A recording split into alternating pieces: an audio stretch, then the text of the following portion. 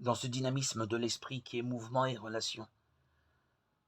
Ne prenons pas en compte nos aspirations essentielles de façon isolée, mais plutôt nous avons à les mettre en rapport non seulement avec nos réalités personnelles, nos limites, nos situations familiales, l'événement, nos dons, mais avec les réalités externes que l'on pourrait appeler des lieux théologiques, des lieux où se vit la présence de Dieu.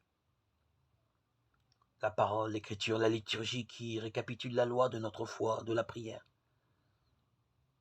Le service et la vie de la communauté des croyants, l'humanité souffrante. Le service du prochain, la relation à l'environnement, au cosmos. Au cours de ce trajet, nourrissons-nous du pain de vie. Mettons-nous devant la vie et la parole de Jésus-Christ. Prenons le temps de laisser pénétrer ce qu'il dit dans nos cœurs, dans nos vies.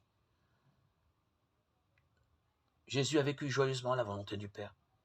Il manifeste ce que peut devenir la vie d'un être humain quand il choisit de vivre réellement sa condition de fils ou de fille de Dieu, d'ajuster ses propres désirs les plus authentiques et le désir de Dieu, de développer sa liberté intérieure dans l'écoute, l'inspiration, la docilité, la juste collaboration à la vie de l'esprit.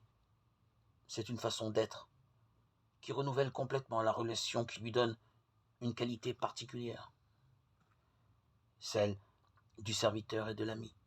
Car celui qui a son cœur disposé à vivre le désir de Dieu devient l'ami du Christ. Jean 15, 14.